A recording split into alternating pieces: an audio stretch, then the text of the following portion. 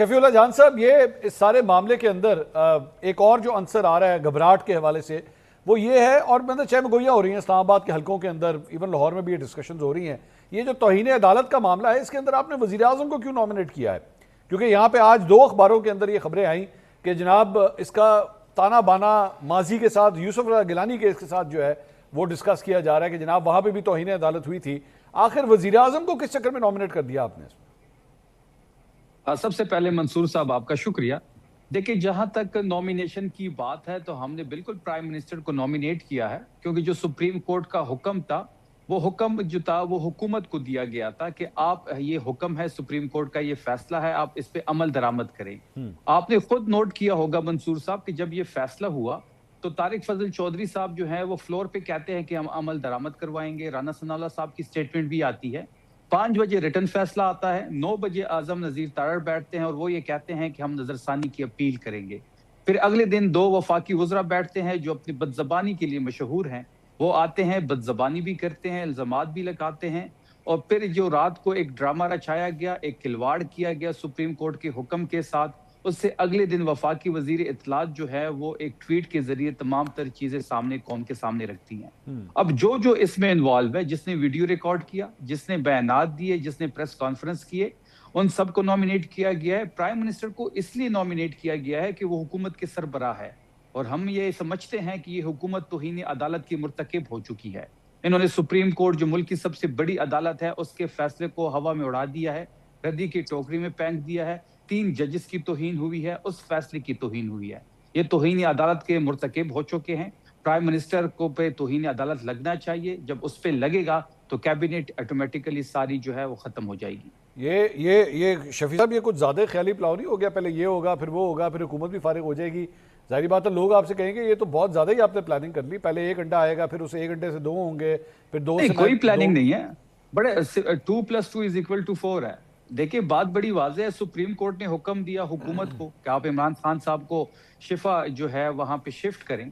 लेकिन हुकूमत ने शुरू में जो है पहले दिन से रोड़े अटकाना शुरू हुए, डिले टैक्टिक्स अपनाई गई, नजरसानी की अपील कर रहे हैं, इधर जा रहे हैं, उधर जा रहे हैं, नजरसानी की अपील को वापस ले रहे हैं। आखिर में जब टाइम पूरा हो रहा था, 48 घंटे का जो टाइम दिया गया था, आखिरी घंटे इमरान खान साहब को शिफ्ट करने के लिए जो है वो तगोदो शुरू हुई। फिर उसके बाद आपने देखा होगा कि डॉक्टर फैसल, जिसका सुप्रीम कोर्ट में हुक्म था कि उनका जाती डॉक्टर उनके हमरा होना चाहिए, उनकी बहन उनके हमरा होनी चाहिए, इन्होंने डॉक्टर फैसल को शिफा पहुंचा दिया और इमरान खान साहब को ये पिम्स ले आए।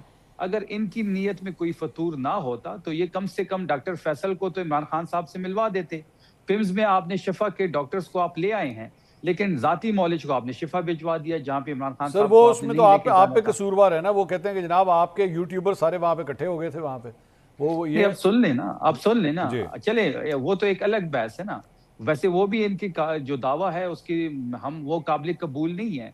मैं तो डॉक्टर फैसल की बात कर रहा हूँ कि आप इमरान खान साहब को पिम्स लेके गए हैं, तो चले, अगर आपने पिम्स ही लेके जाना था तो आप मुलाकात ही करवा देते। ये तो आपकी नीयत तो इधर से ही पता लग गई है कि आपने उनके जाती मौलिज को शिफा भेजा, इमरान खान साहब को आप पिम्स ले आए। फिर पिम्स में आपने कोई टेस्ट भी नहीं करवाया, सिर्फ ब्लड प्रेशर वहां पे आपने चेक करवाया। अब आपने अगर कोई ब्लड सैंपल लिया होगा, अडियाला में शायद आपने लिया हो, शायद आपने कुछ दिन बाद लिया हो, कुछ दिन पहले लिया हो, वो अगर ब्लड सैंपल आप शिफा की लेबोरेटरी ले जाएं और वहां पे वो टेस्ट करवा दें और वो टेस्ट की रिपोर्ट आप सुप्रीम कोर्ट में जमा करने जा रहे हैं, तो हम तो वो मुस्तरद करेंगे। वो तो मैं यहाँ इस वक्त पेशावर में बैठा हूँ, आप लाहौर बैठे हैं, हम ब्लड सैंपल लेके शिफा की किसी भी लेबोरेटरी में टेस्ट करवा सकते हैं और रिजल्ट शिफा की ही आएंगे। तो बात बड़ी वाज़ेह है कि शुरू से ही ये हुकूमत जो है वो रोड़े अटका रही थी। इनकी कोई नीयत नहीं थी।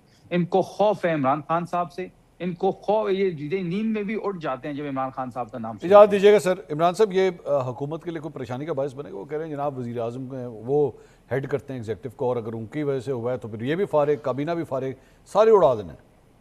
ये देखें, ख्वाहिशात हर, क्या वो शेर है गालिब का कि हज़ारों ख्वाहिशें ऐसी कि हर ख्वाहिश पे दम निकले।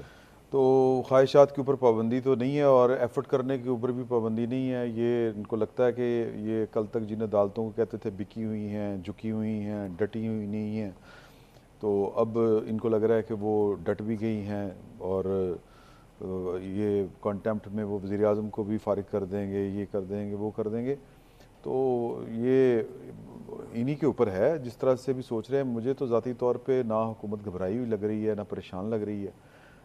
حکومت والوں نے بڑا دو ٹوک الفاظ میں کہا ہم جیسے لوگوں سے بات کرتے ہوئے جب ہم نے رابطے کیے کہ یہ سرپرائز ہے یا پھر آپ کو پتہ تھا, تو انہوں نے کہا کہ نہیں ہے تو سرپرائز ہی لیکن دیکھ لیں گے اس کو. تو جو یعنی پوچھا میں نے ایک اہم شخصیت سے کہ آپ لے کے جائیں گے خان صاحب کو, نہیں.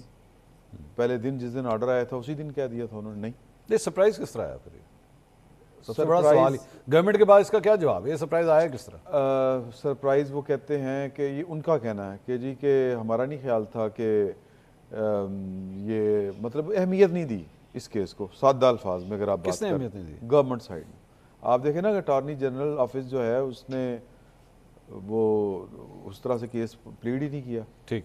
عامر رحمان صاحب کہہ رہے تھے جی مجھے تو نوٹس نہیں ہوا, وہ جو ڈپٹی اٹارنی جنرل تھے. ٹھیک.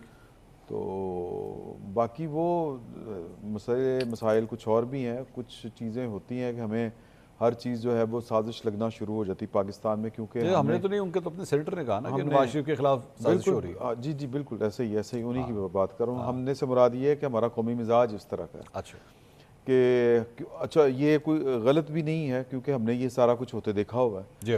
تو لیکن میں صرف آپ کو یہ بات بتا دوں کہ گورنمنٹ جو ہے وہ آپ نے جو 7 نکات اٹھائے ہیں اس میں پہلا نقطہ صوبوں والا تھا اور دوسرا نقطہ محسن نقوی صاحب والا تھا. غالباً سسٹم کولیپس کر چکا ہے. ان دونوں باتوں کے اوپر پاکستان مسلم لیگ نون بھی نہیں گھبرا رہی, پاکستان پیپلز پارٹی بھی نہیں گھبرا رہی. اچھا کیوں؟ نون آپ کے خیال میں دونوں مان چکے ہیں؟ نہیں جی مان چکے ہیں دونوں؟ نہیں نون لیگ والے جو ہیں وہ مان چکے ہیں. اچھا. نون لیگ والوں کا خیال ہے اور ان کے ہاں پروپوزیشنز ہیں. وہ کہتے ہیں کہ یوں کر لیں تو کوئی مسئلہ نہیں ہے, بیٹھ کے بات کر لیتے ہیں. مثال کے طور کے اوپر یہ بات بہت سے لوگوں سے سننے میں ملی ہے, یعنی بہت سے مختلف لوگوں سے, کہ اگر لاہور, گجرانوالہ اور فیصل آباد ڈویژن جو ہے یہ ایک صوبہ بن جائے تو اچھی بات ہے, مطلب ہمیں کوئی اعتراض نہیں ہوگا. نون لیگ والے جو ہیں وہ تیار ہیں کہ ہم نے اسٹیبلشمنٹ جو کہہ رہی ہے وہ کر دینا. ٹھیک. اچھا, پاکستان پیپلز پارٹی والے بالکل نہیں گھبرا رہے. ان کو پتہ ہے کہ ہم نے یہ لڑائی کس طرح سے لڑنی ہے, وہ اس پر کوئی کمپرومائز کرنے کے لیے تیار نہیں ہے اور شاید ان کے پاس اتنی سپیس بھی نہیں ہے. ایک ہمارے بڑے سینئر جرنلسٹ ہیں, انہوں نے خبر دی کہ جی آصف علی زرداری صاحب جو ہے ایوان صدر بھی خالی کرنے کے لیے تیار بیٹھے ہیں. اچھا, اس پہ مجھے ڈاؤٹ ہے کیونکہ اور وہ بڑے قریبی سمجھے جاتے ہیں آصف علی زرداری صاحب. نہیں ہوں گے, آپ ٹھیک کہہ رہے ہیں, وہ ہیں بھی, اس میں بھی کوئی شک والی بات نہیں. لیکن پاکستان پیپلز پارٹی کا اگر ٹریک ریکارڈ دیکھیں تو شاید ایک الیکشن کے علاوہ انہوں نے کبھی میدان خالی نہیں چھوڑا. ضیاء الحق صاحب والے معاملے کے بعد مثال اس کی میں آپ کو ایک جو ریسنٹ پاسٹ کی جو ایک مثال ہے وہ ہے کہ پاکستان مسلم لیگ نون جو ہے عمران خان صاحب کے دور میں اسمبلیوں سے نکلنے کی باتیں کیا کرتی تھی. مولانا فضل الرحمان صاحب کیا کرتے تھے. پاکستان مسلم لیگ نون اور مولانا کے ساتھ جو اتحاد ان کا ٹوٹا تھا وہ اسی بات کے اوپر ٹوٹا تھا.